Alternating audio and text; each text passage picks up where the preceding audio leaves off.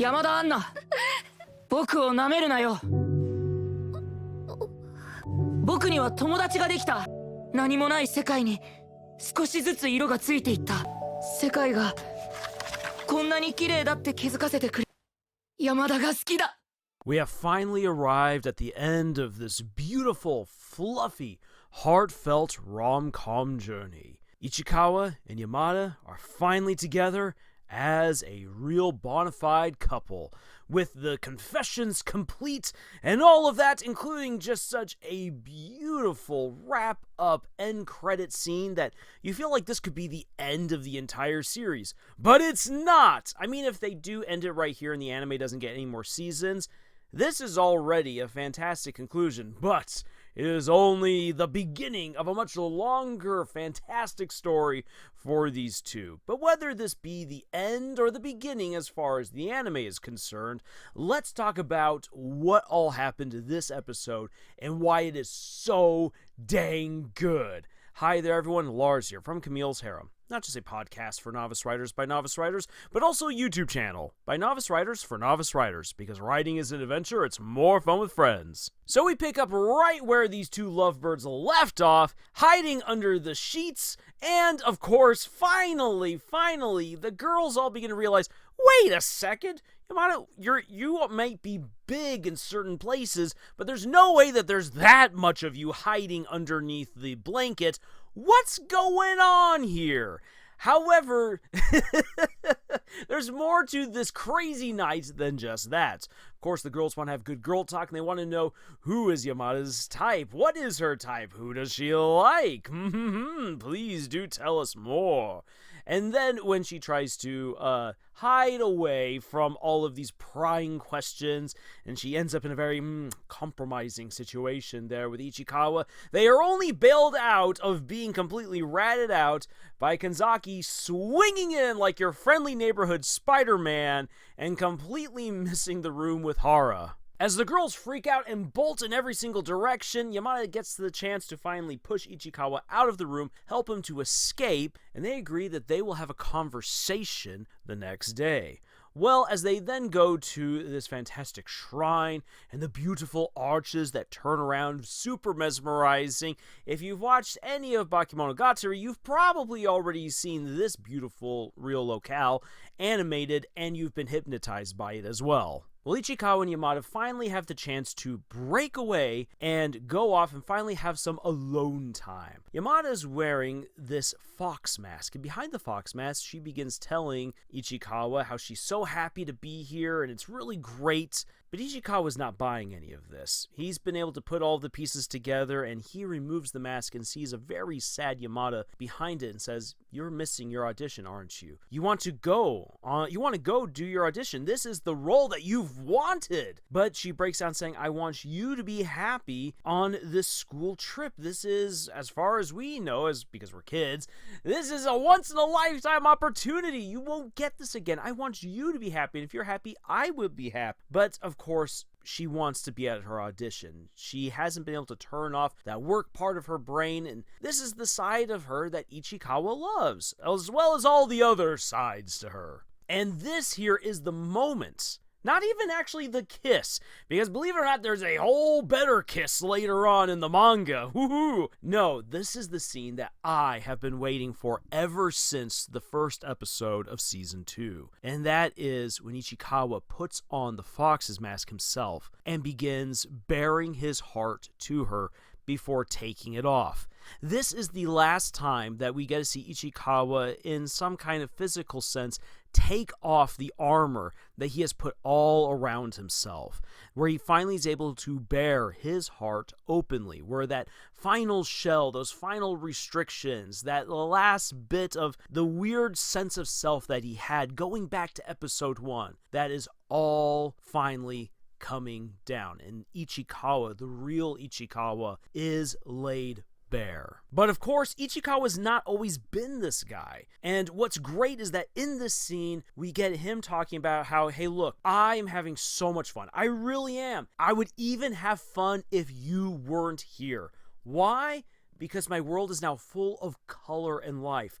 I have friends. I can now talk to girls. somewhat. I don't even hate my teachers anymore. My life is full of joy, fun, surprises, and yes, there are those embarrassments. I make mistakes. There's still things about myself that I don't necessarily like, but I have come to terms with that. I am no longer trying to run away and hide from the world. Instead, I am embracing it and everything that my life is and what it can be. And you, Yamada, are the one who opened up my eyes to just how beautiful this world is. So even though I can have fun and enjoy my life without you being here, you are the one who has made that possible because of how you were there, how you broke down my barriers, how you listened to me, how you inspired me, how you dragged me along to do all these crazy things, how you've always been there. And Yamada, I like you. Boom! Confession done.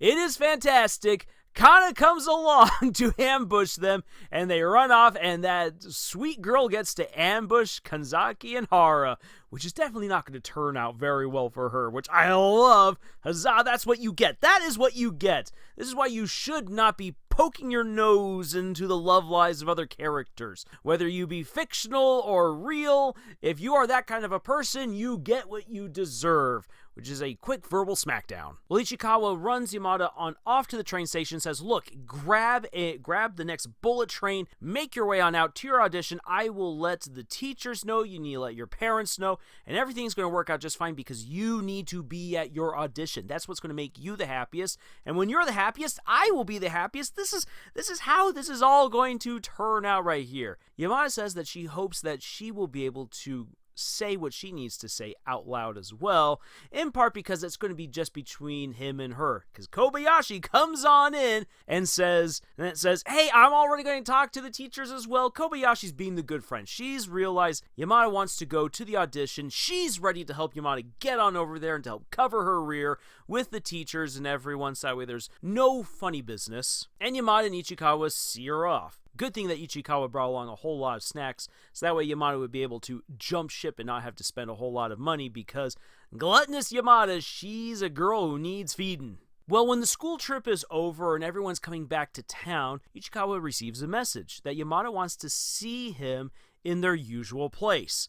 At this point in time, they've been spending so much time with each other. What is their place? So he's running around town. Is it at the 7-Eleven? Is it at the park? Is it along the route that we both walked to get home? No, it's back at the library. And there he finds her with her snacks, completely out in the open, looking beautiful. And she now is finally able to tell him, I love you. Not just I like you, I love you. We're not being ambiguous here anymore. And then these two sweet lovebirds go in for the kiss, and they completely botch it by bonking their heads. I love this. I love this because that is so realistic. If you don't have any experience with kissing, your first time is going to be a little bit messy. If it wasn't for you when you had your first time kissing, hey, congratulations. For a lot of people, that's definitely not the case, and it works so dang beautifully. It's so cute, and Yamada immediately responds with kissing him on the cheek. She runs out going, hooray, yippee, and he's just like, I'm breaking down. There's no way this is actually happening. My mind is so messed up. There's no way that she or I would ever get together, but it's true. He runs out after her, and as the sun is setting, we get the closing card of we fell in love. This is how we fell in love. This, though, again, like I said, is just the beginning to the much larger story between these two.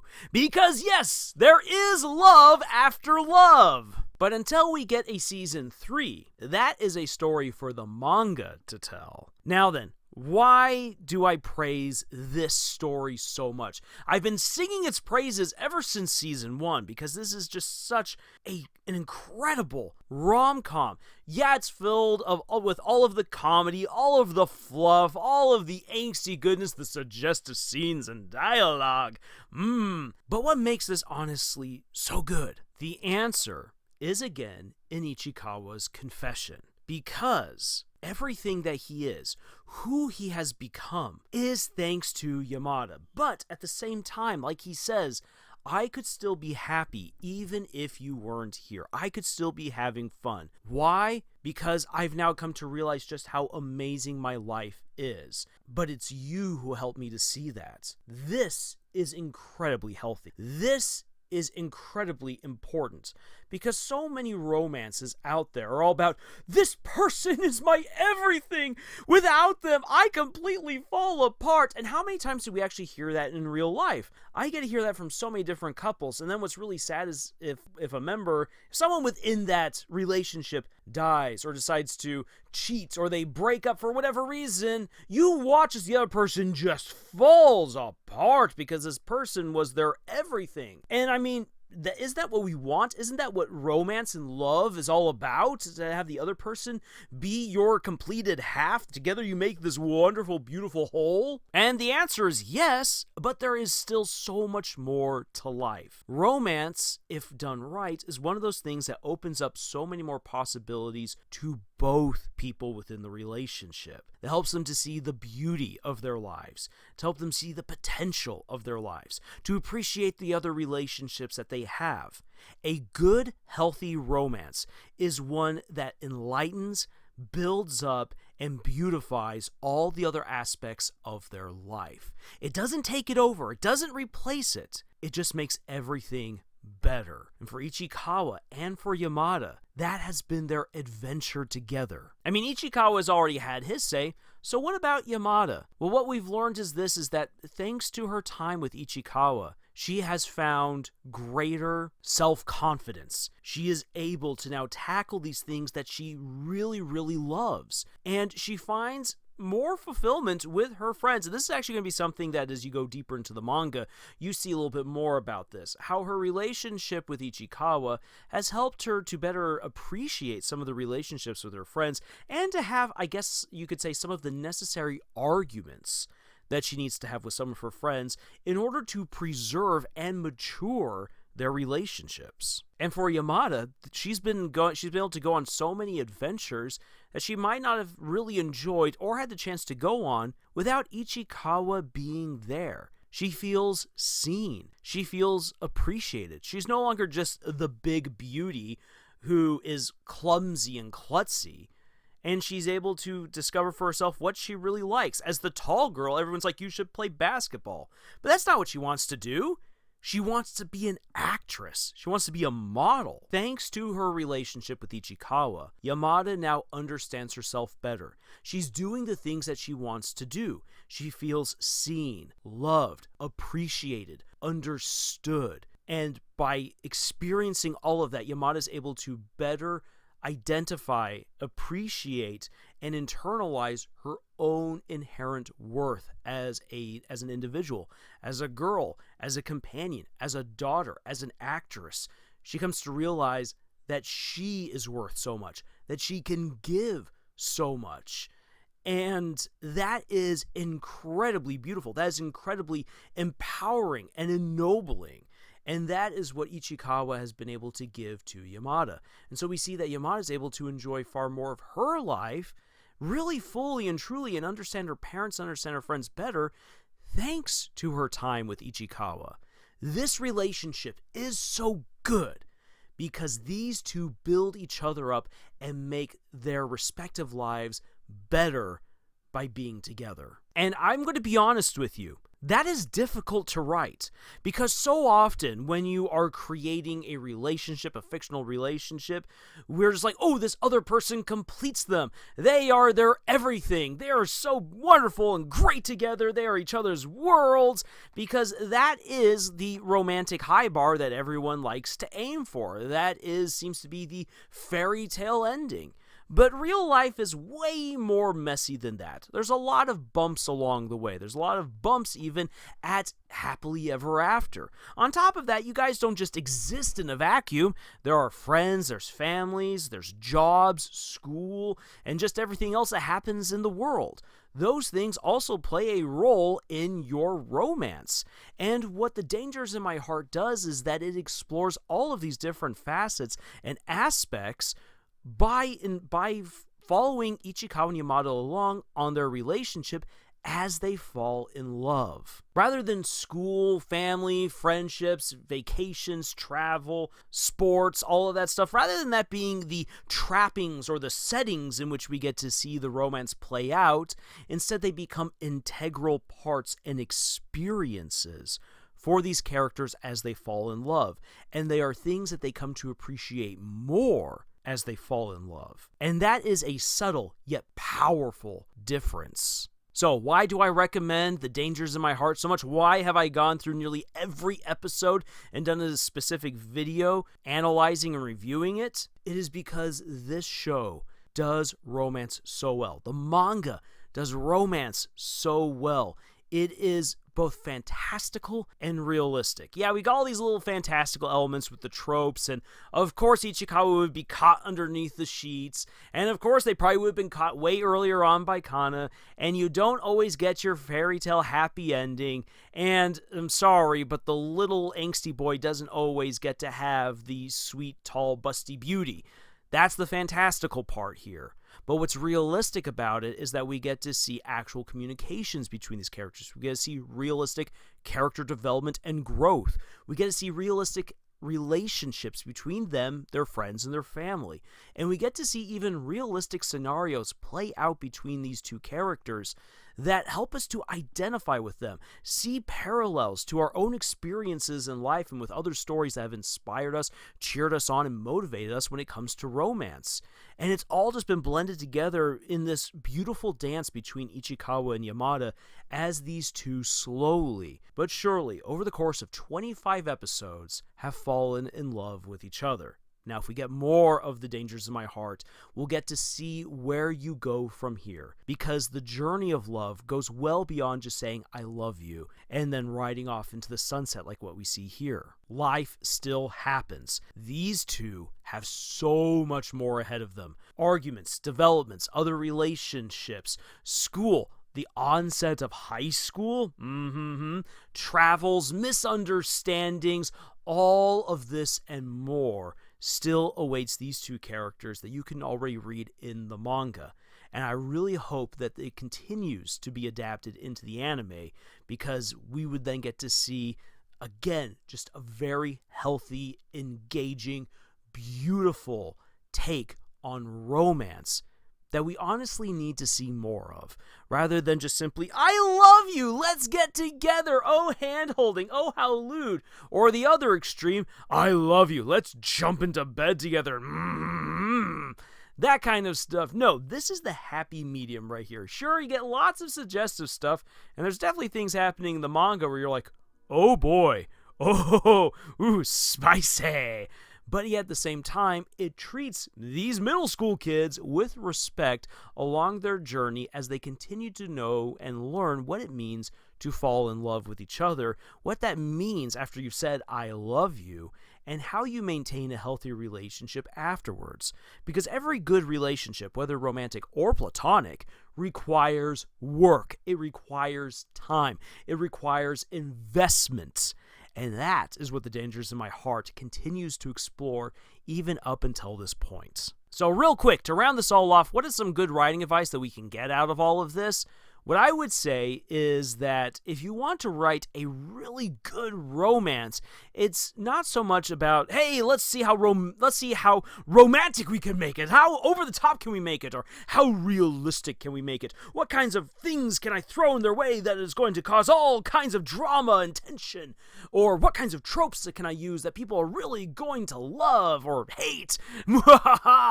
No. If you want to actually write a really good romance, show how that romance not only builds up these characters, but helps to enlighten, improve, and ennoble the other aspects of their lives, their friendships, their relationships with their families, how they do at school, how they do at work, what they do with their free time, their hobbies now that they are in a relationship, because a relationship does change a whole lot of things. And if you can show how a relationship does all of those positive things, that will be beautiful and it will actually lead you to some really great moments, not only for the main characters, but for side characters as well, because you will just be able to develop all these relationships in new ways in the light of this romance. Or if you want to go the dark route, you can show how this romance is actually destroying all the other aspects of their lives. Going the toxic route. Eek. But with all of that being said, guys, thank you so much for joining me on this incredible adventure through the dangers in my heart. If you have stumbled across this and you're like, what the heck has this guy been talking about? And you've actually stuck around all the way to the end of the video, then, oh boy, I love your dedication, and trust you me, you are going to love watching The Dangers in My Heart. And if you've watched all the way up to this point and you haven't yet checked out the manga, you are going to love reading the manga. So with all that being said, thank you again so much for joining us on this incredible adventure that we call writing. And until the next video, y'all, tschüss.